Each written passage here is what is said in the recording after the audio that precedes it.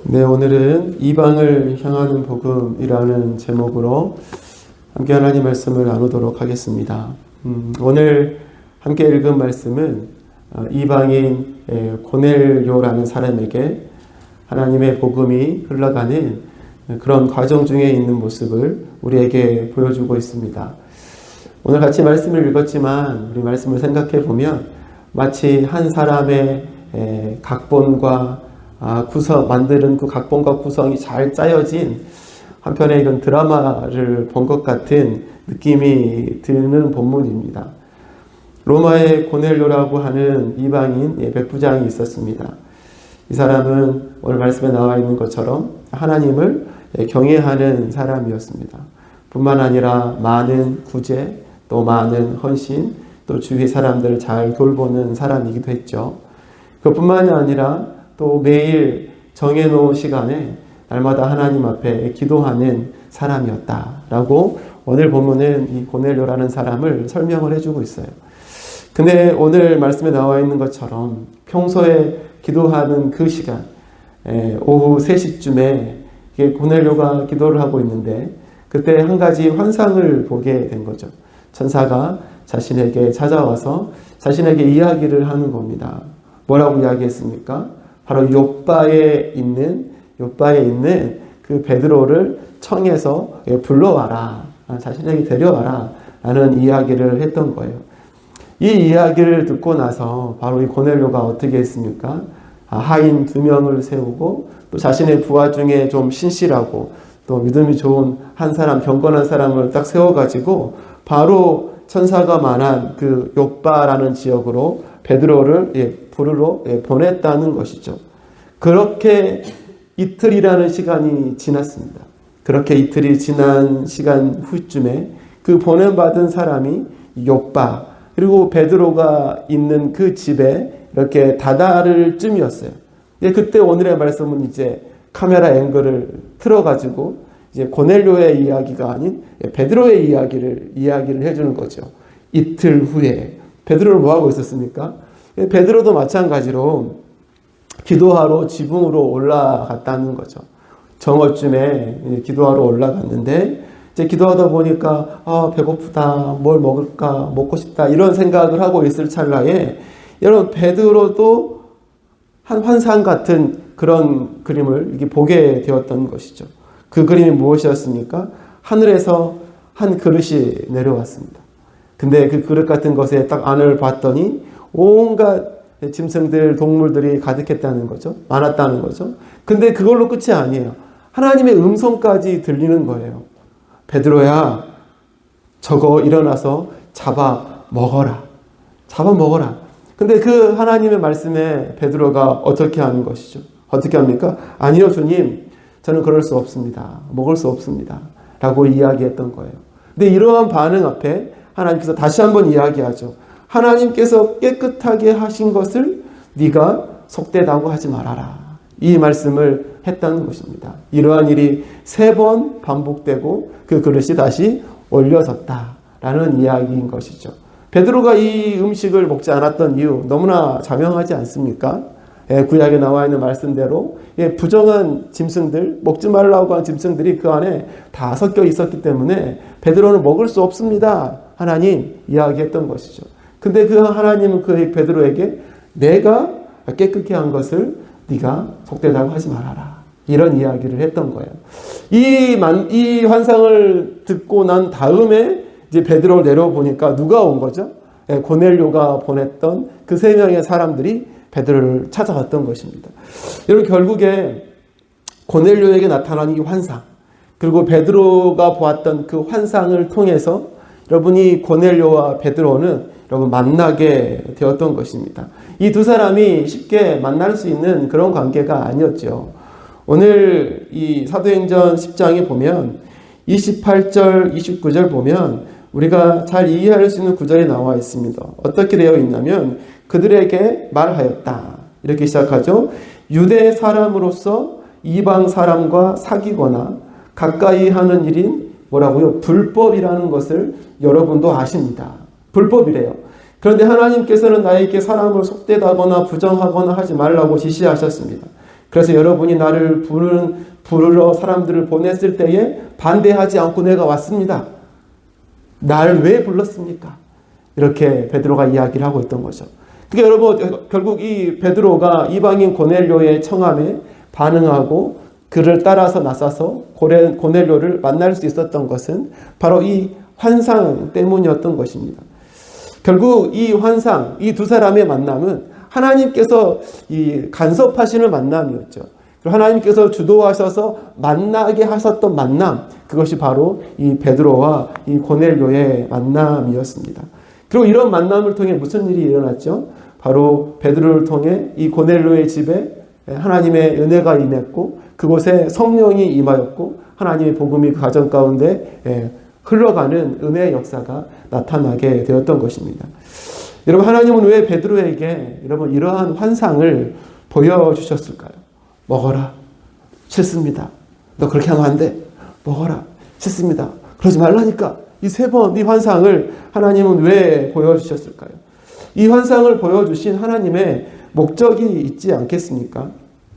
그것은 아무래도 그것은 추측하건대 베드로의 삶 속에 내재되어 있는, 그 안에 내재되어 있는 복음의 물줄기를 가로막고 있는 그러한 장벽들, 그 장벽들을 하나님은 허무시고자 이런 환상을 베드로에게 보여주셨다는 것이죠.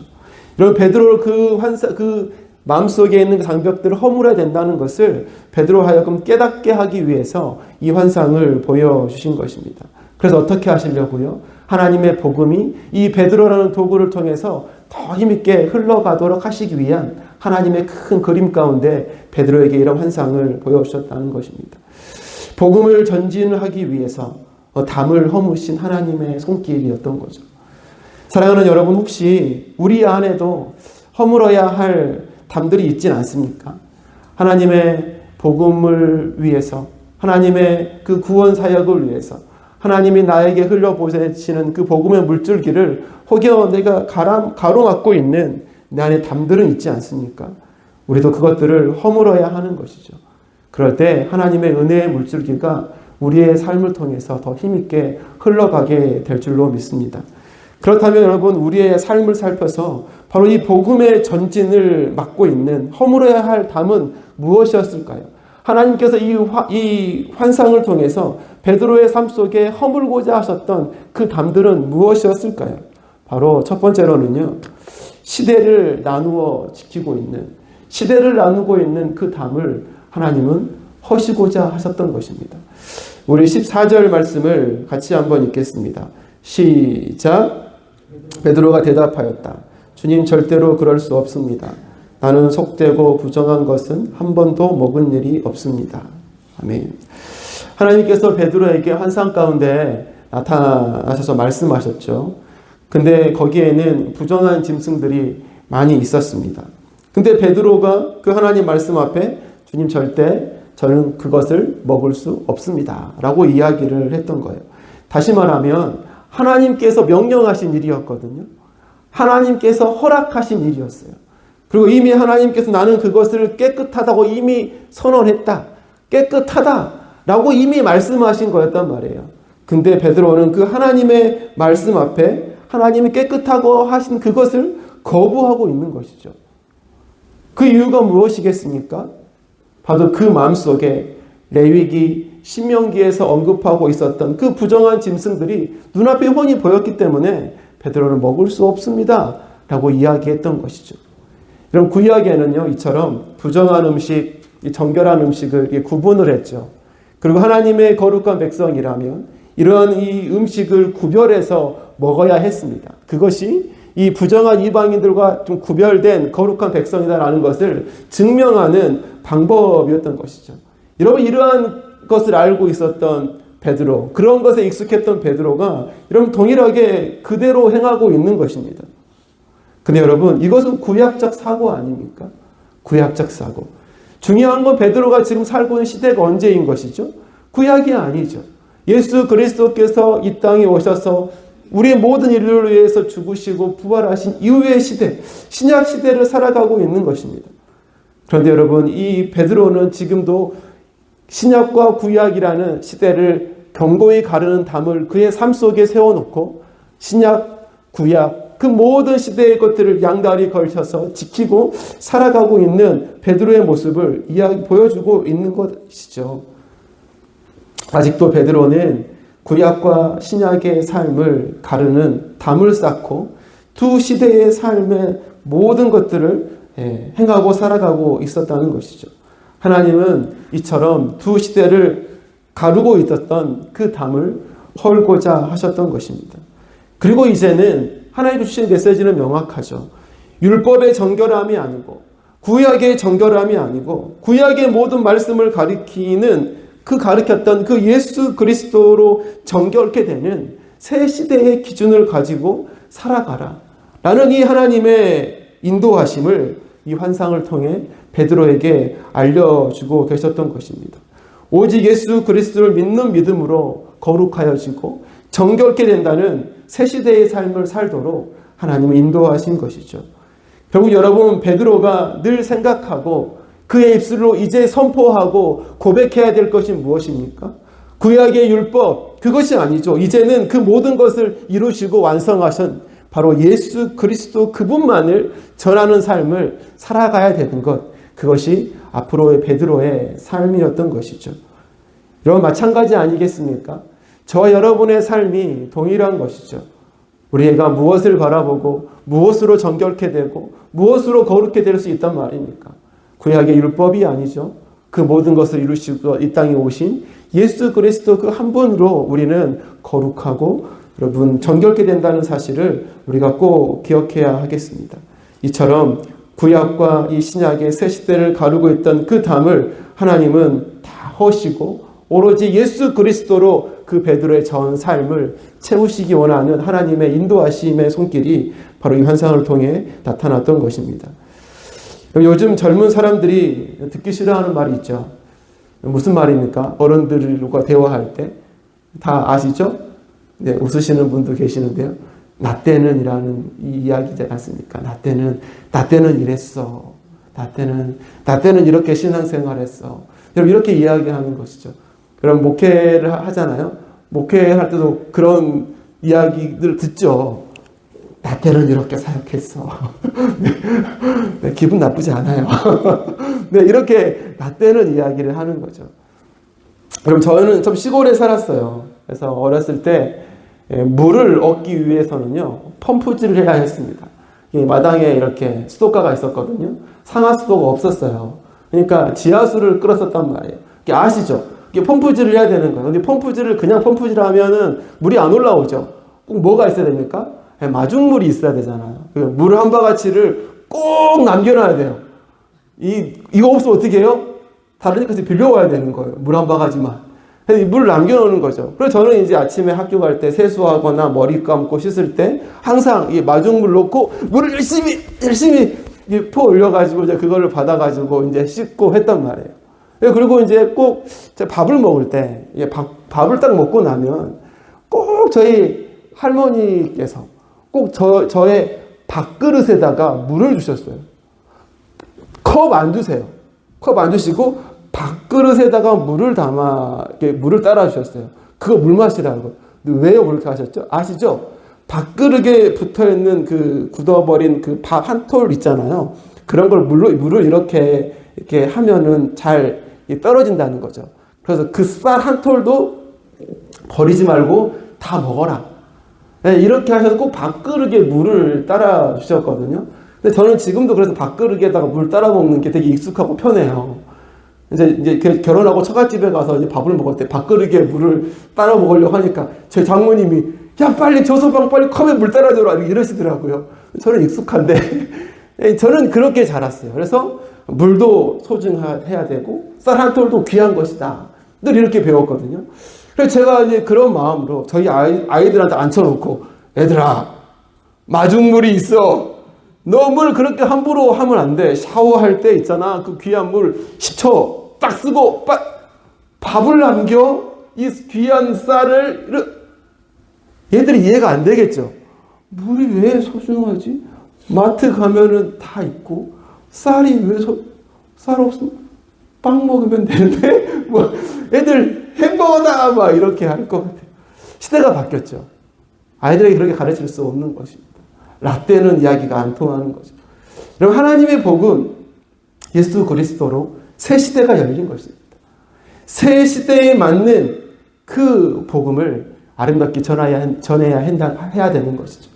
구약과 신약에 걸쳐 있는 삶이 아니라 이제는 구약은 다 완성되어졌어요. 예수 그리스도로.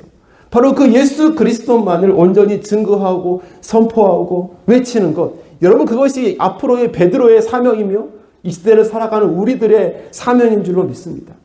이렇게 우리가 살아갈 때에 우리의 삶을 통해 하나님의 귀한 은혜의 복음이 흘러가는 것이죠. 여러분, 교회를 보면 참으로 많은 프로그램들이 있어요. 많은 동아리도 있는 데도 있더라고요. 속으로도 많아요. 그럼 교회가 가면 참 밥도 맛있어요. 그렇죠? 근데 여러분, 이 맛있는 밥이 재밌는 동아리가 여러분 영혼을 살릴 수는 없습니다. 영혼을 구원케 할 수는 없습니다. 순간 재밌을 수는 있죠. 근데 그의 삶을 변화시킬 수는 없습니다. 여러분, 이 모든 것들은 오직 한 가지, 새 시대에 주신 예수 그리스도 그분만을 전하기 위한 모든 도구들인 것이죠. 우리는 그것을 명확히 하면서 우리가 자랑할 것, 우리가 흘려보내야 될 것, 여러분, 예수 그리스도밖에 없다는 사실, 우리가 기억하고 살아갈 때 우리의 삶을 통해 하나님의 복음이 힘있게 증거될 줄로 믿습니다. 또 우리가 허물어야 될 담이 무엇일까요? 두 번째로는요, 자신의 생각과 복음을 나누고 있는 담을 허물어야 하는 것이죠. 여러분, 14절의 말씀이었습니다. 제가 다시 한번 읽겠습니다. 베드로가 대답하였다. 주님, 절대로 그럴 수 없습니다. 나는 속되고 부정한 것은 한 번도 먹은 일이 없습니다. 하나님께서 베드로에게 부정한 짐승을 잡아 먹으라고 했습니다. 그럴 때 베드로가 뭐라고 했습니까? 절대 먹을 수 없다라는 거예요. 근데 그것이 끝이 아니었죠. 뒤이어서 나오는 말이 무엇입니까? 나는 그처럼 속되고 부정한 것을 내가 한 번도 먹어본 적이 없습니다. 라고 베드로가 이야기를 하고 있는 거예요. 하나님께서 하나님의 방법으로 깨끗하게 하신 것을 베드로는 거부하면서 지금 무엇을 이야기하고 있는 것입니까? 내가 지금까지 이렇게 살아왔습니다. 내가 이렇게 지켜왔습니다. 내가 한 번도 부정한 것을 먹거나 범하지 않아서 나의 정결함과 나의 거룩함을 내가 지켜왔는데, 주님, 지금 이 순간에 저거를 내가 먹으라고요? 내가 그렇게 내 거룩함을 잘 지켜왔는데 지금 이걸 먹으란 말씀이십니까? 이렇게 이야기하고 있는 베드로의 모습인 것이죠.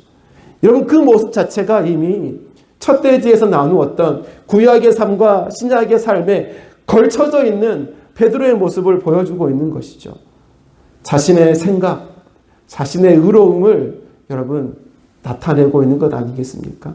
이처럼 자신의 생각과 하나님이 주신 은혜의 복음 사이에 담을 쌓고 이 두 가지를 다 지키며 두 가지를 다 섬기고 있는 베드로의 모습을 보여주고 있는 것이죠. 근데 하나님은 그 담을 허시기를 원하셨던 것입니다. 허시기를 원하셨던 것이죠. 네가 어떻게 했던 것이 아니라 오직 하나님의 은혜로 되어지는 그 구원의 복음을 진짜 깨닫게 하시기 원하셨던 거예요. 이러한 베드로에게 하나님께서 뭐라고 말씀하셨습니까? 하나님께서 깨끗하게 하신 것을 속되다고 하지 말아라 라고 이렇게 말씀하고 계신 거예요.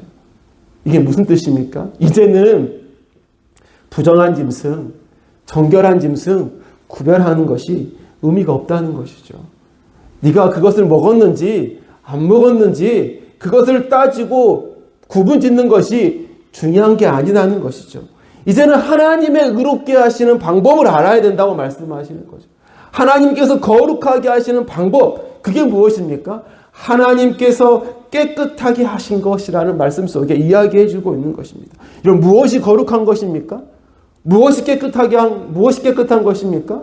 하나님이 깨끗하게 하신 것, 그것이 거룩하고 깨끗한 것입니다. 우리의 거룩함, 정결, 구원, 이것은요 우리가 먹었네 안 먹었네로 이제는 결정나는 것이 아니죠. 우리가 지켰네 못 지켰네로 결정나는 것이 아닙니다. 하나님께서 깨끗하게 하신 것이 깨끗하고 하나님이 구원하시고자 하시는 사람이 구원받게 된다는 사실, 우리는 이 사실을 기억해야 된다는 것입니다. 우리의 노력과 우리의 수고가 아니라 하나님 편에서 행하시는 그 일로 말미암아 거룩과 구원이 이루어진다라는 사실을 우리가 기억해야 하겠습니다. 이처럼 하나님은 이 구약과 신약 사이에 중간에 발을 담그고 있는 베드로의 삶 가운데 그 담을 헐어버리시고 그의 삶을 온전히 행위와 행함이 아닌 온전히 하나님의 은혜의 복음으로 가득 채워지는 삶으로 베드로의 인생을 끌어가시고자 하셨던 것이죠. 그 담을 허시고 계신 것입니다. 사랑하는 여러분, 하나님을 믿고 또 신앙생활을 오래 하다 보면 우리가 처음에는 은혜로 시작을 했는데 신앙생활을 하다 보면 은혜는 줄어들고 내 행위가 자꾸 높아지는 경우가 종종 있는 것 같습니다. 우리의 시작은 은혜로 시작을 했는데 우리의 끝은 자꾸 은혜보다 행위가 드러나는 경우가 있다는 것이죠. 나의 의, 나의 거룩함, 나의 수고를 하나님의 은혜보다 더 드러내고자 하는 모습들이 우리 마음속에 불쑥불쑥 일어나는 것이죠. 근데 이것이 우리 인간된 연약함이지 않습니까? 인간 연약함이죠. 내가 뭐를 했는지 안 했는지를 따지기 시작하고 누가 뭐를 했는지 안 했는지를 평가하기 시작하고 그 평가로 인해서 그가 잘했네 못됐네 구원이 어떻네 라는 것으로 우리가 바라보기 시작한다면 하나님이 원하시는 그런 선한 믿음의 모습이 아닐 것입니다. 우리는 항상 뭘 기억해야 되는 것입니까? 우리가 받은 은혜를 기억해야 하는 것이죠. 우리가 받은 은혜, 그리고 우리가 받은 은혜만을 온전히 흘려보내는 통로로 살아가야 하는 것입니다. 우리의 행위가 의미 없다는 것이 아닙니다. 내가 구원받은 자로서 마땅히 하나님 앞에 감사하며 기쁨으로 자원하는 행함이 우리에게 반드시 필요하겠죠. 필요합니다. 그런데 여러분, 그것이 은혜보다 위에 있고 내 신앙의 목표가 되면 안 된다는 것이죠. 내가 이것을 함으로 내가 이렇게 되고 내가 지킴으로 뭔가를 이루고 이런 내가 만들어가는 신앙생활을 하는 것은 하나님이 기뻐하시지 않는다는 것입니다. 내 이름을 드러내고 내 노력을 드러내고 내 이름을 드러내는 그 모든 자리를 다 허물어야 하는 것이죠. 그리고 오직 예수 그리스도만 그 은혜만으로 채워진 인생. 그래서 내가 자랑할 것이 하나밖에 없어요. 내가 자랑할 게 하나밖에 없는 것이죠. 나를 깨끗하다고 말씀해 주신 그 하나님의 은혜, 내가 이야기할 게 이 하나밖에 없는 삶.